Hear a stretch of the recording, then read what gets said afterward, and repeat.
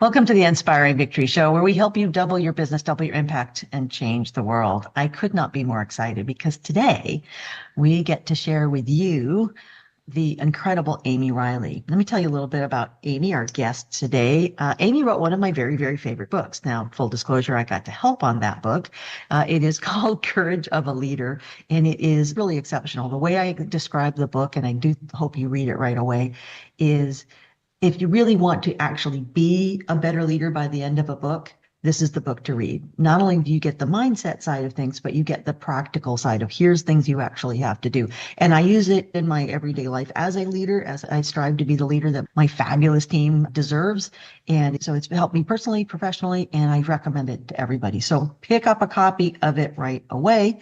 Amy also turned that international best-selling book, Courage of a Leader, into a wonderful podcast you may have already seen. It is in the top 3% of all podcasts worldwide, and she has some exceptional guests that you can learn a lot from in a really wide variety of areas.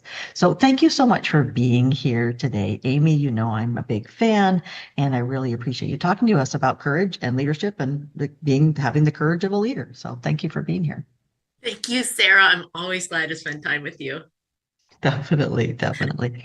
Well, we've been talking about some interesting things that are going on lately. You do a lot of keynote speaking, I know, but a lot of the hot topics right now are sort of what they've been forever. It's engagement. How do we deal with the quiet quitting? How do we deal with people not totally disengaged? And what do we do about that? And then, we still got the remote work, no remote work, part remote work. How does that go? In productivity and results, you've got a team. How do you know what they're doing, how it's going, and all of that? But so I would love to talk to you about the engagement part of that first, because I think we are often worried, are our people as engaged as they could be? What can we do to help them stay engaged? And what are we doing that is maybe sending them the wrong direction? So can you tell me a little bit about what does it take? I know you have many chapters on this in the book, but in the time we have allotted, what do we need to do in terms of avoiding the quiet quitting issue or avoiding people not being engaged? You always say engagement equals productivity. And if you want that productivity, you want those results, you have to have high level of engagement. Help us out. What do we do? Yes, I made a couple little notes over here as you were bringing up this topic, things I want to share. First of all, our team members want attention. They want attention. What kind of attention? You got to figure that out, right? Who are they, right? Some might want autonomy, right? And just that check in from time to time, or they want to know that your door is open and you can always come to them.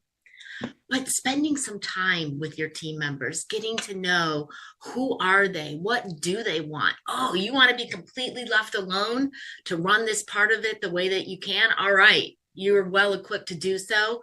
Go ahead. There was a time shortly after COVID where I think in the marketplace, employers felt like, the employees had a more powerful say in how this employer-employee contract was going to go. And leaders and organizations got afraid of challenging team members, of holding them accountable. And it doesn't serve anyone for us to be afraid of that. But we've got to challenge folks in the right way. I mean, your good employees want to do well. They want to contribute. They want to make a difference, right? This is what we hear, that people want meaningful work. They want to fulfill a purpose. And so we want to challenge them in the right ways. I often ask somebody that when they get a new job, is it challenging you in the right ways? Right? Our jobs are going to be challenging, but are they challenging us because there's stupid politics that we're dealing with? Or is it challenging us because there's some interesting opportunities and some problems to solve here? Yeah, I also, and there's a chapter in this on the book, figuring out how to leverage people's strengths. What's their zone of genius? How do we get them operating in that zone of genius as much as possible?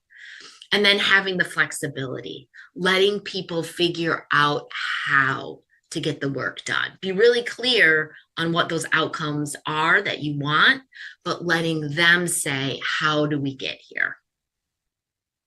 Yeah, I think that's a great way to look at it. It's amazing that you think you have all of these, problems to solve and that people will be, oh, woe is me, we have to solve all these problems. And yet people come to work and feel satisfied, I find, because they're a part of the solution. They're helping to solve those things. They're helping to make that stuff happen. And if they're good at it, then they do get that sense of satisfaction. You and I were talking about the Harvard professor who talks about happiness and says that sense of purpose, satisfaction, knowing you did something and you accomplished your, being a part of a team, that those are all things that really contribute to happiness. And we think, oh, we're taxing people and we're working them too hard. But if they feel like they're coming to work and doing something that they find interesting and challenging and fun, that's a whole different thing. We also talked about some of the things that we can do as leaders that are really not good. One of, can you give an example of things we really should not, two or three things maybe we really shouldn't be doing unless we want to have disengagement and we want to have quiet quitting and all those horrible things that we see in the news. So Amy, what should leaders not do? There's a lot of things you tell us to do, but there's also some things we should not do. Give us, I know you would have 100, but give us 3 things that we should not do if we want to avoid that quiet quitting or people being disengaged or not getting the productivity we want. Give us 3 starters to places to start. I'm glad you asked for the opposite, Sarah, because I think that there are some things that very well-intentioned leaders do, and they don't recognize that this could be having a demotivating effect on their team. One is not being conscious of what we're role modeling. So when we answer a few emails late at night, or we have an early start and we start kicking things off to our team, being conscious of what that role models to our team about work-life balance, right? And is that saying to our team members, I'm expecting you to work late at night. I'm expecting you to start early in the morning, right? If I'm on a team and I see my leader like pinging something at 7 a.m. and checking something at 7 p.m., then I think I've got to be on all of the time. So what we don't want to do is be unconscious to that. And that's smart. And we might have our rhythms, but we might need to be overt about our process. And, and even say, like, I don't expect you to respond to this until working hours, or letting our team know, I'm with my kids in the afternoon here, right? Or I take a workout break. And so sometimes I do check in on some things in the evening. I don't expect you to do that, right? And then you can have those overt conversations with your team members about what works for you, right? What are your rhythms? Well, and especially, we hire a lot of overseas help, especially with that bit of a talent war that we've had in the US. It was just hard for us to find people that didn't want to just work for IBM and might want a smaller company like ours. Yeah. But, and now, as you know, we source them for all. Leslie can find somebody who can do pretty much anything for any company. So it's been a real help. But one of the things that I had to do is become conscious of the fact that it is 3 a.m. their time. And they, and some of them have contracted to work overnight for us because we have clients from Hawaii to all the way through Europe and beyond. But the ones that haven't, I've had to be more conscious of that. And even things that I feel really dense saying this, but even things like Christmas Day in the Philippines, for example, is Christmas Eve, our time. So if you're giving them Christmas Day off, you're actually giving them what we call in England Boxing Day for the day after Christmas. So they're like, yay, So this year the whole company took Christmas Eve and Christmas Day off and that whole week because I can't believe it took me like 2 years, and nobody will tell you these things unless you ask, what do I not understand about what's going on there? But I think you can unconsciously do some pretty dumb things if you don't ask enough questions. What is important to you and what do you value and how is your workflow and working that. I remember Linda McCabe, our beloved genius Linda McCabe, great consultant. She was a great consultant to us before she retired. But she used to say how she had this guy that that kept coming in late. And she was like, he was a great worker. She loved him. And she finally sat him down, like, we're going to have to fire you if you don't do this. And he bursts into tears. And she says, okay, what's going on? He said, well, we live in a really terrible neighborhood in Chicago. And if I don't drive my girls to school, something bad could happen to them. And school starts at this time and work starts at this time. And Yeah. they don't. And so she said, okay, we're going to work it out so that you come 15 minutes later than everybody else. You stay 15 minutes later. And he became Different this, hours. Yeah. yeah, and he became this amazing manager, and everybody knew why he was doing what he was doing. And he was with her until she sold the company for a bazillion trillion dollars. And, just amazing. But I think you're right. It's that looking out the window thing. You said if they're looking out the window, but that's how they process, it's how they think, is they have to look at something in order to really hear. It's easy to make assumptions about what somebody else is thinking or doing, or they're just being a jerk. And I find most people are good people, and rarely are people just trying. But most people want to do a good job and they want to make you happy. But digging a little deeper can have some pretty major impact. That's a great point. And that whole thing about, yeah, I mean, those of us who grew up as workaholics, that sending off a text or an email at midnight or 4 Yeah. a.m. Yeah. And We we do have to be really conscious of, I don't expect an answer until you come into work at a reasonable hour. Oh, yeah. Oh, And that well, was and that, I mean, that goes painful. across everything, right? As Yeah, leaders, sure. we are role modeling all the time. Not just the Oh, moment, not just great. the moments that we are being With our super kids, with conscious our kids too. They pick it up and then they do it right back at you. You think, where did you get that from? Uh-oh. recognize that. Yeah. Exactly. Exactly. Well, what other things are we modeling without realizing we're modeling them? Any other kind of Oh, examples? what other things are we modeling without? Yeah. Well, Yeah. like, how do we come into a room or into the office into the morning or even into a Zoom room, right? Are we Mhm. harried? Are we looking down? Are we saying hello to people? Are we coming in with a grounded, confident energy, right? Or are Mhm. we a little bit phonetic, right? Are we connecting with folks? Are we saying hello? Are we making Yeah. eye The basics. contact? Yeah. Right? Because Polite. Yeah. yeah, Well, I um, think kindness and politeness still matter. And how else are people supposed to know that you care about them and want them to do well and believe in them if you aren't behaving that way? Well, that's a it good one. sets an it That's a good sets one. an energy or a tone, Yeah. right? Yeah. Like, are And then we everybody's that way. firefighting all day today, or like, Mm. are we here to, be competent and handle what we can handle, right? It sets a tone, it sets an energy, and that is infectious, one way or the other. So true. Or the other. Again, that's what do we not do? Don't come into meetings with an energy you don't want everybody else to pick up. I remember Mary Kay Ash, who started Mary Kay Cosmetics, and Yeah, I got to speak for Mary Kay a bunch of times. And I finally got to meet her, and she was a miracle to talk to. I mean, she invented a whole industry. She was super smart. And she kept saying, the speed of the leader is the speed of the pack. If you are not happy with your pack, you need to look at what are you modeling? She didn't say modeling, but yeah, what is your behavior? Exactly what you just said. And, she had thousands and thousands and, millions of people who were doing Mary Kay work and in various different degrees. But I thought that was so interesting. So yeah, she was a lovely woman and a very, very sharp cookie and very Southern. But yeah, so I think it's a lot of us are starting to see what earlier generations have. If you're not happy with what's going on around you, you are modeling it and they are picking that up. Ooh, important point. Okay, so that gives us some ideas. What else should we not do as yeah. leaders? Anything else that we should not do? You asked for three, Sarah, so I've got three. Number Atta two, girl. number two is making assumptions. So that's a pretty broad one. I think it can Okay. happen in a variety of ways. We can assume that someone's not going to want to take on this work. We can assume that someone who's not speaking up in a meeting isn't engaged or doesn't have something to say.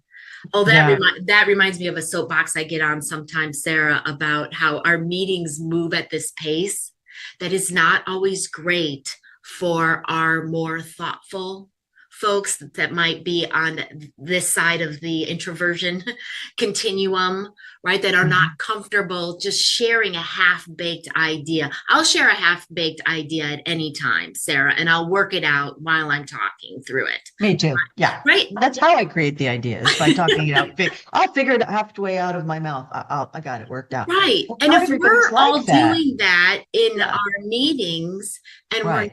not giving space for those who want to fully bake their idea and then share it, right? Right. We are missing that input. So not Mhm. making space for, I'm adding another one in here, not making space for people who think and operate in different ways. You might have your meeting set up and it works well for certain kinds of thinkers, right? So making Mhm. the assumption that this is going to work for everybody, everybody's going to be able to chime in here. We can often make assumptions like, I don't like to do this work. No one else is going to like to do this work. I've done that one. I've done that one. I'm like, why would anybody like looking at numbers and spreadsheets all day? Have you met Jenny on our team, our CFO? That girl just thinks that's the most fun thing in the world, and she's fantastic at it. I always felt like I was like burdening her, and she's like, "No, give me more. I love it." I'm like, "Oh, Yeah, I want to be you when I grow up." But yeah, I mean, something that is, a pain to us may be a fun puzzle to somebody else. We're all different for a reason. And yeah, I like what you said also about how, again, different people process things in different ways. If they're quieter, more introverted, they may say that one thing that's the most important thing in the whole meeting, or they may say it 2 weeks later at the next meeting. They just do it in a different way. It's not better or worse. It's just different. They need time to really let that good idea come. And I think it's sort of like people who, they want to get up to bat as many times as possible because they'll hit something. Whereas there's other people, I get around them and I'm like, okay, you're waiting for that really good ball to go right by in that perfect, and then because you can hit that. And there's not, both strategies are perfectly valid. It's just you have to let people be what they are. And if every single person on your team is just like you, I always say, you've got two people who constantly agree, one of them sort of unnecessary. You have to right. have, that's why we look for, diversity and different perspectives and different ways of modes of operating, is because, yeah, they're the ones that are going to see things that nobody else sees. And Yes. And you sometimes I might think, have diversity in your team, but if you're right. making assumptions about what works or what doesn't work for folks, then you might not be fully engaging and leveraging that diversity. Smart. Yeah, yeah, Yeah. definitely. And I think when people are very, very different from us, it is natural to not be able to understand how they live, how they process, and how they do things. What I found is that I am so extroverted, to an extent, and very verbal, and I do everything out loud, that the people that really process internally and take a lot much longer time to process and come up with something that's actually good every time, like a tenth of my ideas are brilliant, but they get every one they come up with is good. It just takes 10 times longer. Nothing, both again, good strategy. But I had one employee that I just love, and it took me a year to figure out just how valuable she was Oh, mhm. because I just didn't understand. Oh, wow.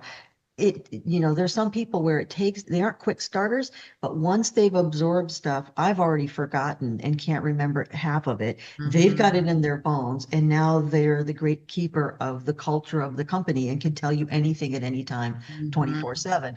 And so, yeah, I think one of the great mistakes I have made is not understanding other people's processes and where their genius is can be very different from mine. And equally and occasionally more valuable than my way of doing things. Yeah, yeah.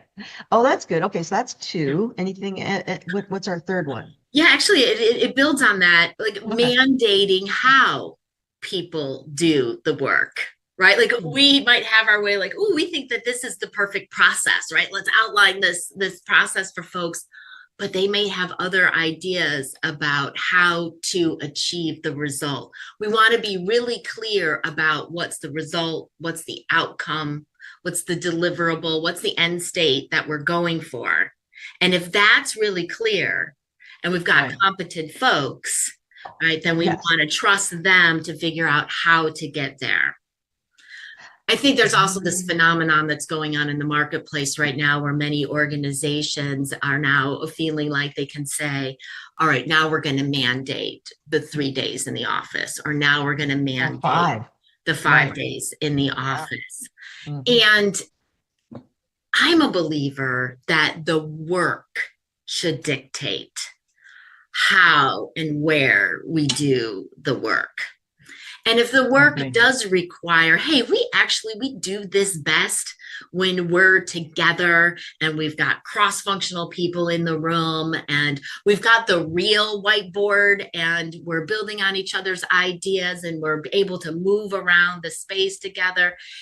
If the work calls for that, if it's something new and we really do need to know how people feel about it, it can be better to be in the room and see people's body language and build that trust together. Now we're doing something new.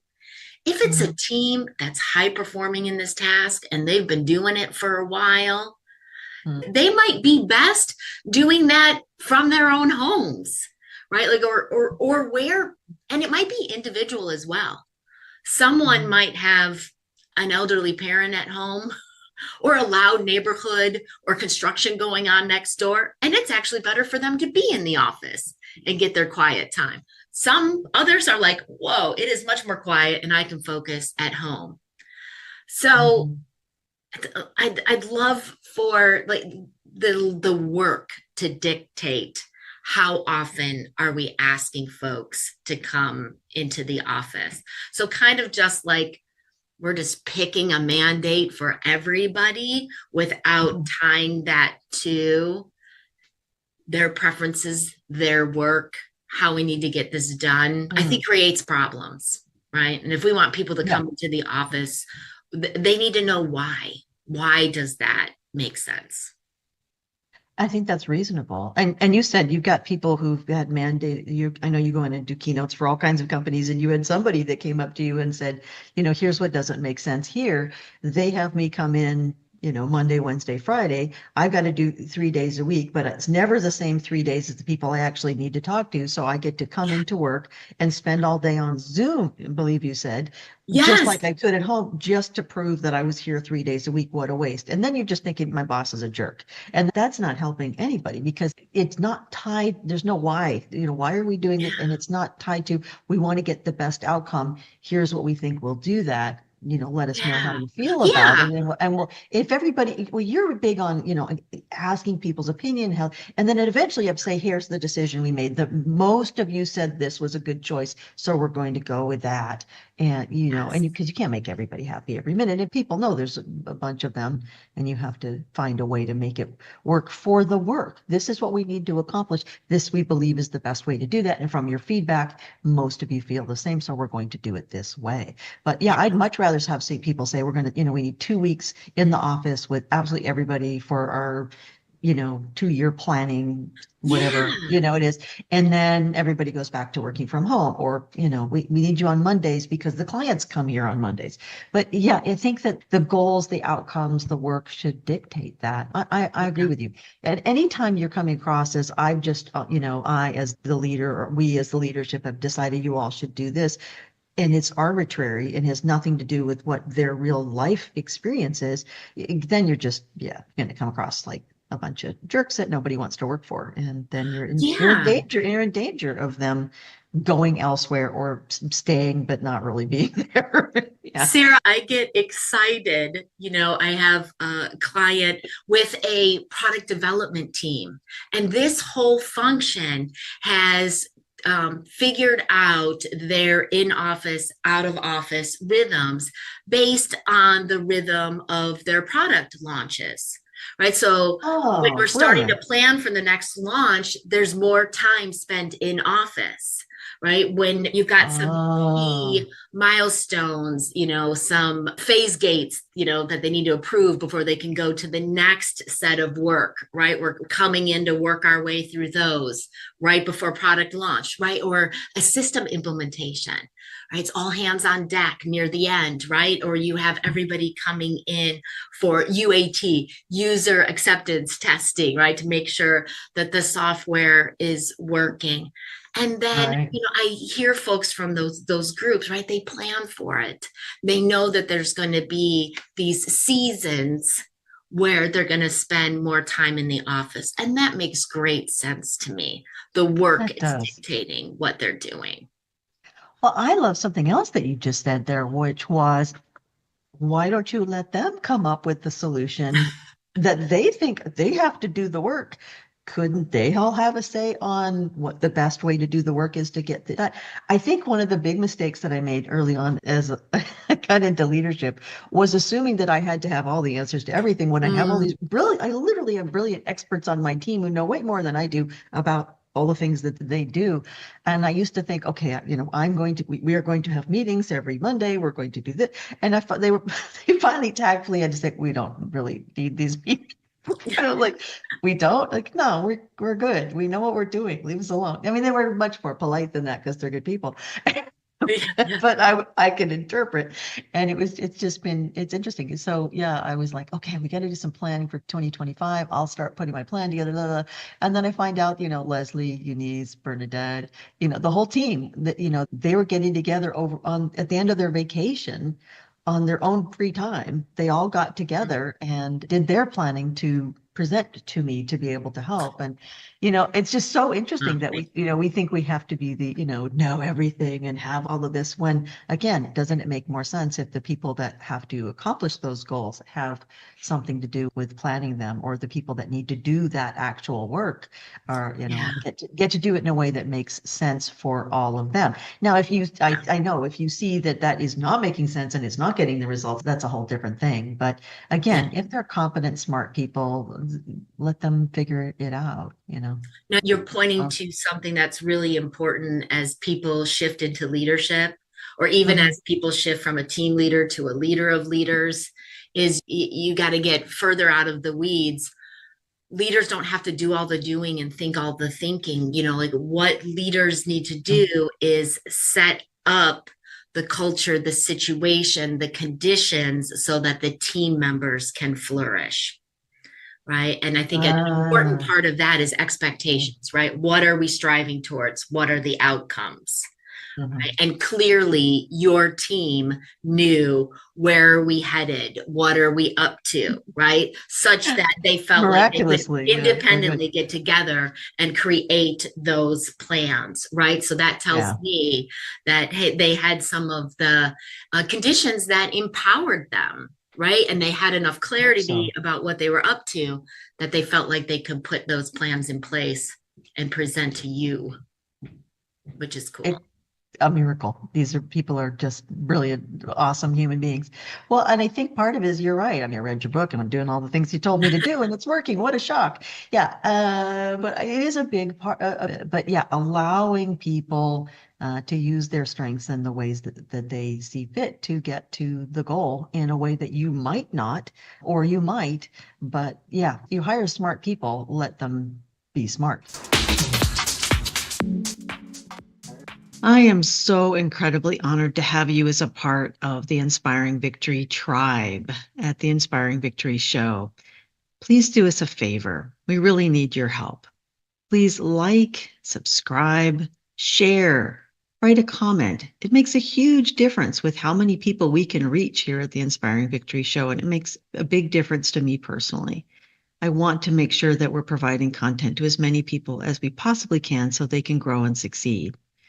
So we'd love to have you continue your membership here at the Inspiring Victory Show. It's free. Helping us out costs nothing, but it makes a huge difference in how many people we can help. So double your business, double your impact, and change the world. And thank you so much for being a part of this extraordinary community. Thank you.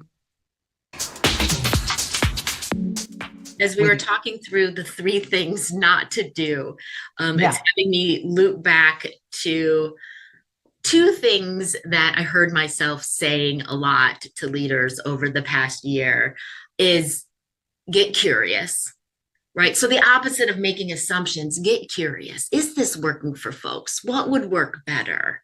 Like Like, why do we think it's going this way? What do you think about our Monday meetings? Are they valuable? What could be more valuable? I thought So like, I thought it was a law. You had to have a meeting. I discovered it's not a law. Wait, you can let them just do their thing and get out of the damn way. What is this? it's a, Oh, embarrassing. it's a meeting law, right? Yeah, get curious. Like when we Yeah. find ourselves making those assumptions, ask some questions about it, and then also be overt, right? What is our process? Why am I doing what I'm doing? Hmm. I brought it up when I was talking about being conscious about when we are working and the messages that sends to our team. So be overt that, oh, I took some time off this afternoon, so I'm catching up on some things tonight. Oh, right. Be overt. Like, I want to have this conversation because I want to brainstorm new ideas. I do want to make some changes. Sometimes, as leaders, we jump in and we start asking some questions, and people don't know, where is this coming from? Why is she digging into this today?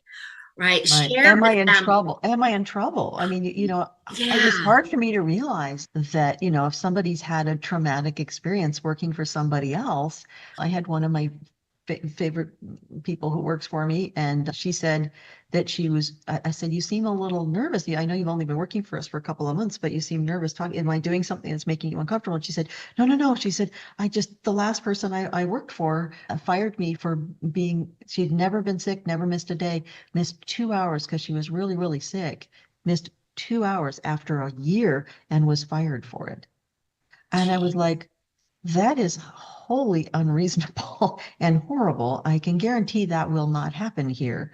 And so you don't have to worry about being that perfect all the time. But you never know what somebody else is, what trauma has happened to folks in the workplace that you may be paying for. I always say it's like being, the good girlfriend after the bad girlfriend came in. It's like, I don't care Yeah. what she did. I'm not a jerk. I don't care if the last one was. You need to know, not the same person. Well, it might have nothing to do with you. It almost It, always does have it nothing to might be do a with you. Yeah. previous leader. It might Yeah, be exactly. bad news they got over the weekend, right? It could, Yeah, right? So you exactly. don't make You never assumptions. know. Don't make You assumptions. get Okay. Yeah. curious. You be Get overt curious. about what you're doing, right? Just Right. to get as much information out there as So possible. they don't, yeah. So again, if you're saying, I want to do this because I want to accomplish this, then they're not thinking I'm in trouble or I'm being, criticized for something. This is the goal. This is what I'd like to talk about today. I need your input to get to this goal. What do you think? And where do we start with that? But yeah, you never know. I mean, we've all been through things that leave scars. And yeah, I think it's like you said, you never know what happened over the weekend. Did they, lose a friend? Did they break up with somebody? Did they have a parent in the hospital? You just don't know. And creating a culture where everybody feels comfortable telling you those things, so when you have to maybe you always model that very well. Hey, if something's going on, would you let us know so that we can maybe give a little less of a workload to that person? And so I've watched the way that you handle that, but I think people need permission to be human. And if they and not be have to be superhuman, they may have superpowers and the ability to do certain things really, really well, but those powers are going to be very much diminished if they lost a grandparent, for example, or, and they have to feel comfortable telling you that stuff. And if they got in trouble for ever being human at another with somebody else, again, nothing to do with you, you may have to compensate for that appropriately. And that's taken me Absolutely. a Yeah. while to learn. Yeah. And Yes. different cultures are different Oh, about yeah, that. yeah, yeah. Yeah. The perfectionist Oh, culture of the Philippines that, everybody has to be, never make a mistake ever. And even in the US where we expect ridiculous things out of people. So, yeah. Yes, there's layers here, right? Misunderstandings are so easy. yeah, yeah, sure. So we have got In to, everything. yeah, we have got to upgrade our communication. We got to say more about what's going on with us. We got to ask more about what's going on with them, even when we think it's clear and going well. Keep Probably not. asking, keep saying. What else do I need to know here? Yeah. It Yeah. is, and in all interactions, yeah, we think we know something we probably don't really know without asking.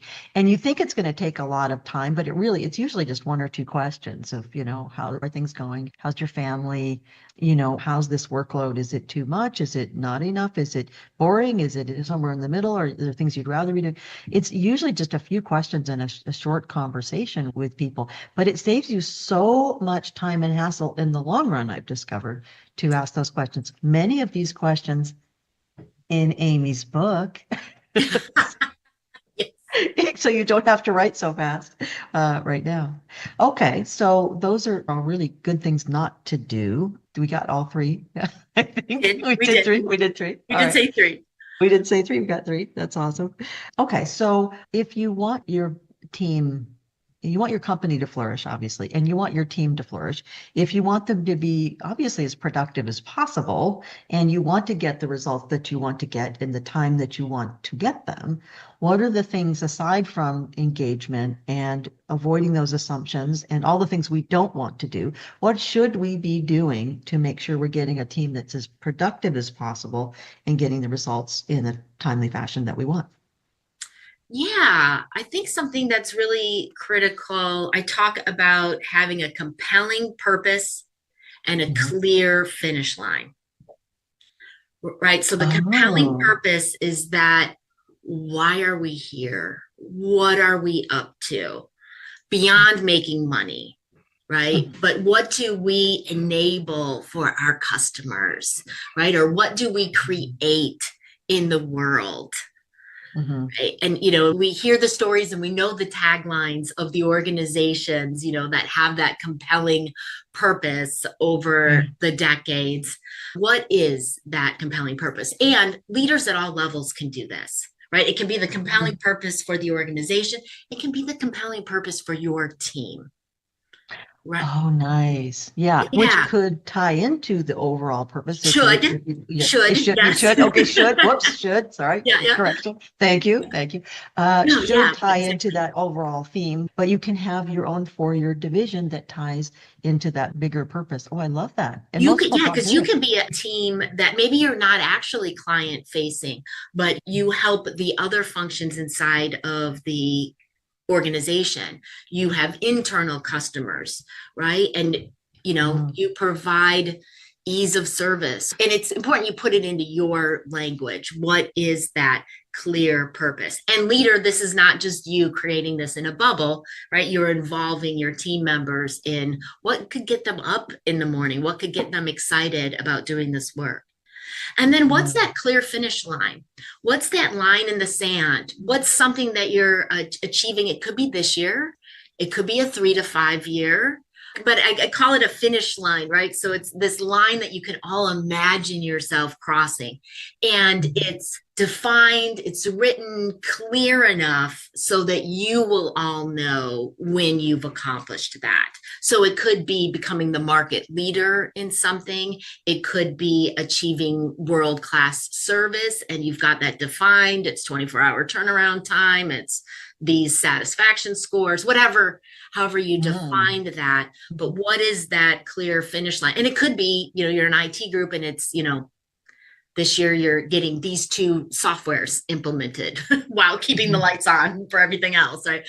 And that's your Mhm. clear finish line.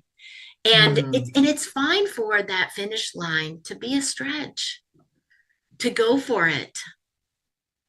And Right. And it could be tied to financials as well. I mean, it can be, my famously love to double every business I can get my minutes on. yes, yes. Yeah, it might be, we want to double our business, or we want to, increase by 25%, or we want to have 10 more clients by the end of the year. But Yes. something specific is always a better goal, because people's conscious brain, people's unconscious brain starts to all work for that. And that goes back to I used to think I had to come up with all the answers myself because I'd worked on my own for many, many years before having a team. And, it's interesting that my team will come back and they'll say what our purpose is better than I've ever said it, right? Or they will come up with ideas on how to how to get to that goal, or say we should be celebrating these smaller goals along the way, because Mhm. I wasn't trained to celebrate anything. So I'm having to learn how important and how powerful that is, because it anchors everybody in this is fun, this is great, we're winning on these smaller Yes, pieces. And those smaller pieces, as they've all pointed out to me, are what build to those bigger accomplishments that we all want to have. And very I, well said. I'm a yeah, runner, so I think yes, you these are. ways. So right, you've got that clear finish line, and if this is the finish line of a marathon or an Ironman or whatever it is, right, Which you've got you to have done do many this. marathons, and you've done several Ironmans, and you're a crazy woman, but you're also the most fit human being I know. Yeah, how do your knees deal with that? But yeah, it's But it's when we've got that, when there we've is a got that clear big finish goal, line, right? Yeah. we break it down into how we're going to get there. And then hopefully Oh, listeners are also mm, seeing the power of the compelling purpose and the clear finish line together.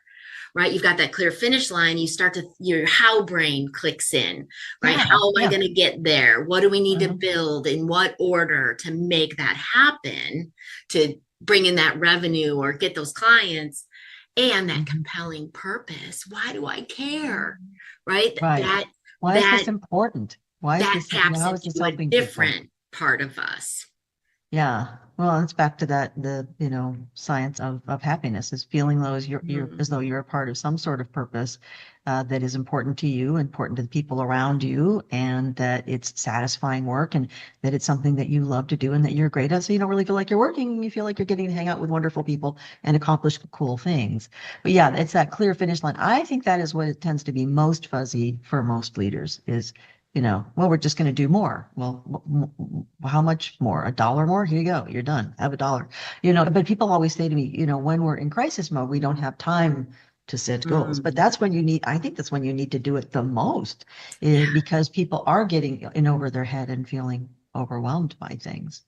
I Mhm. love that. I love that the combining of those two things, that purpose, and then having that clear finish line. And I like also the idea of having those pieces, like you said, as you're planning that, your how brain is, this chunk would lead to this chunk would lead to this. If I get the bicycling part down, and then I need to get the swimming Exactly. part down. But each of those pieces leads you to be able to do an Ironman, which is an extraordinary achievement to do once, let alone more than once, like some people I know.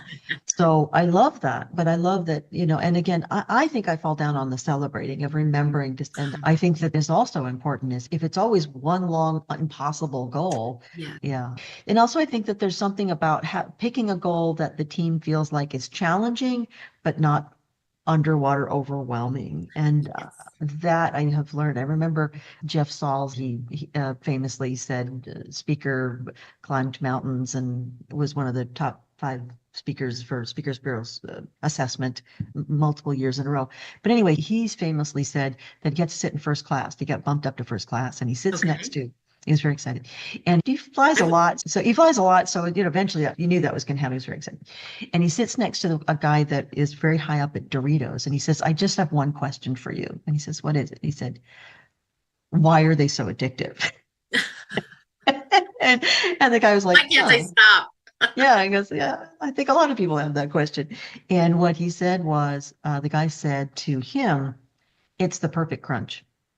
It's not too hard. It's not too soft. It's not too easy to eat. It's not too hard to, it's like somewhere they put a huge amount of energy into making sure that even if they've been there on your shelf for 2 years, they're going to have pretty close to the Mhm. perfect crunch. And he really felt that that is what makes work fun. It's challenging enough to be interesting and exciting, and a challenge you can think about, but not so far out of, that it's overwhelmingly impossible. And so how do you know when your team is getting that perfect crunch of it's challenging, it's exciting, that they can think about it, it's a puzzle to solve, but it's not what I have a tendency to do, which is layering so much on people so quickly. I Mm. have to, Because you I have have to ideas. Yep. yeah, exactly, because I can come up with more ideas than people can execute. And because of Linda McCabe, or one of our favorite consultants, Yeah. saying, write all those things down, but pick one a quarter or pick one every 6 months. Because you can overwhelm people with, we want to do all of that, but we can't necessarily do it. I Yeah. bet you bump into that a lot. How do you solve that too Yeah. much? going on? How do you deal with the overwhelm aspect with leaders team with the team? How do you, if you know your team is overloaded, what do you do? Yeah. That's a great question because there are people in our organizations that have the lots of ideas. And I think that, some of what's going on in the marketplace right now just innately is creating ambiguous and overwhelming situations for folks. So, how Mm, do we deal with that? I think the compelling purpose is a good place to ground ourselves, right? When there's so much coming in, what's the foundation? And using that compelling purpose, that foundation as that guiding light for how do we choose our priorities? How do we make our decisions? Right. And helping folks with an order of events. Yeah, we're mhm. going to get to this list of things. We're going to focus on these two this quarter, this one next quarter, helping sift through that. And I once saw a leader of a team I was working with. She was a sales leader, Sarah, and they were changing everything about their business. They were changing from products to services. So, this is a different revenue model. This is a different way of interacting with customers. It's now way more consultative. We're no longer as many widgets. Now we're doing services. So, she I and I saw it happen, Sarah. We had prepared for this. She said to the team, I don't know how we're going to get there. And I know that the people in this room can figure it out, right? You're bringing this expertise, you're bringing this, you bring this value, you're great at this, you do this, you do this. Together, we can figure this out, and we're going to take it one milestone at a time. And here's what we're driving towards. And I'm going to need all of your help to get there. People knew that, we're in the midst of this transformation. They were scared coming into this meeting. Like, is my job going to go away? What's going to happen? Like, is this going to be too much? How are we going to do this? And when she said that, I don't know, but I know you all can get us there. Wow. Their faces, yeah, we're doing what your face is doing right now. So it's so much more empowering than you all, you do this, you do this, you do this, and you might all lose your jobs if you don't do this, and you all have to change. And, and I hear people coming in and, we both speak at companies where you hear the behind the scenes story of, well, all the leaders just come in and yell at us and tell us to do a bunch of things differently. And if they just took the time to talk to us for 5 minutes, we could solve all this where they don't have to yell. So yeah, well, yelling doesn't solve anything ever anyway, but yeah, I think that is a beautiful story, because I also think that the truth is a powerful force. And, and if the truth is you don't know, but you really believe in those people, to share that truth with them, frame it in the best. It's the great Bill Marsili, who wrote one of the Denzel Washington movies, and as you know, is a friend of mine, as he said, frame the truth in the best possible light. The truth is, this is a scary situation. Everybody's scared, but you can frame that as, I don't know, we don't know, but I believe in each one of you in this room. And you said, because of your expertise, because you're good at this, we can figure this out, and this is going to be great. That's a whole other experience than just coming in and dictating and yelling at people. And it's not going to be perfect. Right. And that expectation goes away. We're going to make some messes along the way, and we're going to clean those up, and we're going to figure this out together. So they knew that they had her support. They knew that she believed in them, right? And then they felt empowered, and it made it a little less scary.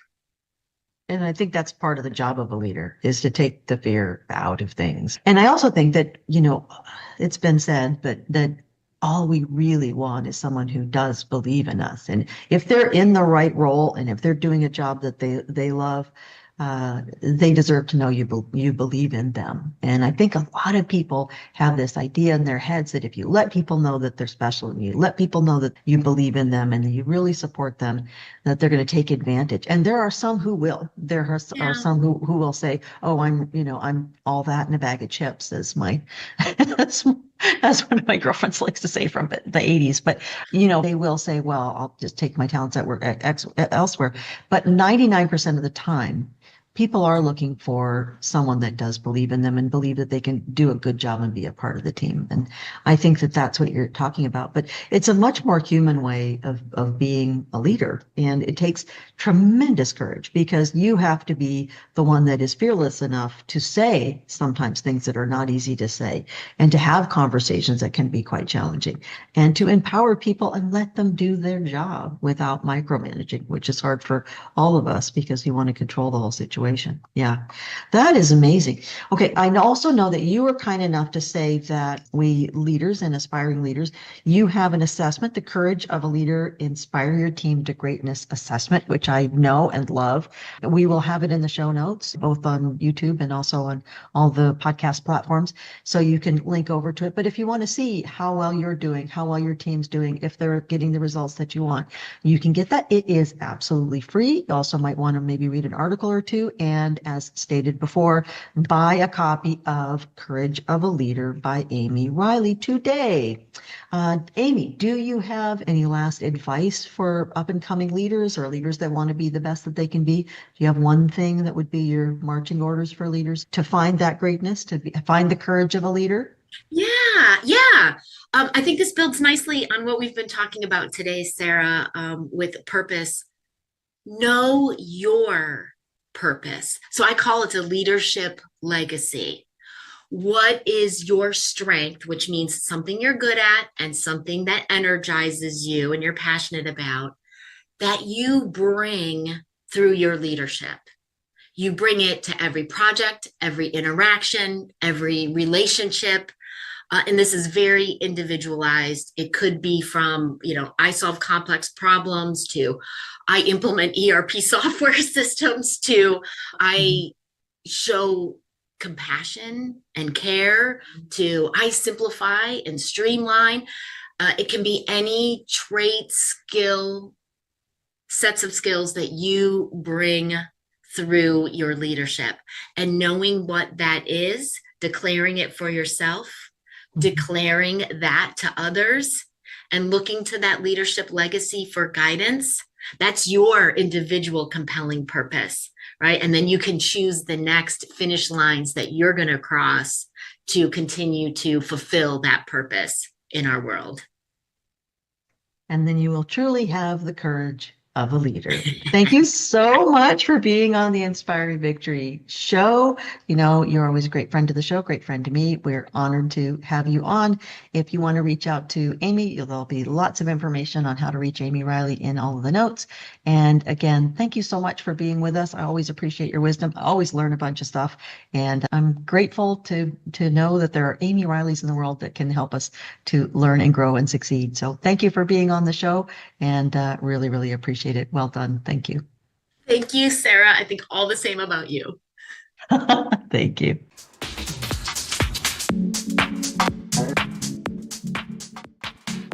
Let's take a moment to thank our sponsor, Marites Bott of Bott & Associates.